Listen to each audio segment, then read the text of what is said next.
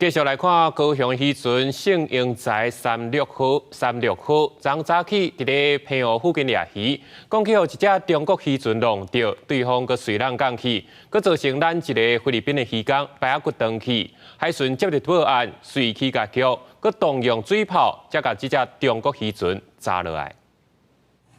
船体真侪所在受损，甚至落落去，可见浪的力道。拄啊经历弄船事故，圣英在36号的船长一倒来高雄新达港，游玩赶紧整理渔获，谁拢无想过，本来出海3天掠小港，竟然会伫最后一天发生事故，互船长心惊惊。差别连命都无啊，袂惊嘛会惊咧。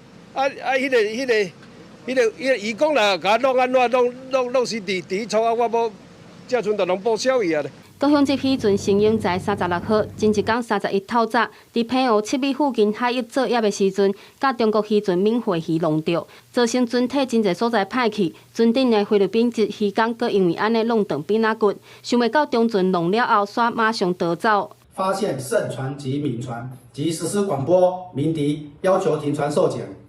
大陆船拒绝停船，并加速往陆方蛇行逃逸。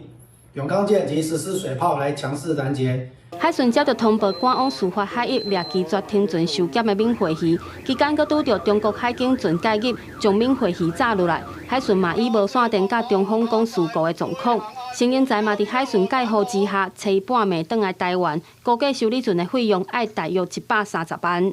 为什么我们保期没有保护我们的台湾人民，要放他走？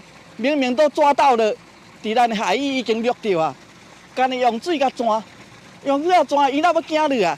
船东怨叹海巡互中方将闽会鱼带走，嘛去中船坐事逃走，希望政府有作为保护渔民。海巡表示会准备相关证据，后续交予陆委会甲渔业署协助渔船要求赔偿。记者陈焕武、民调馆高雄报道。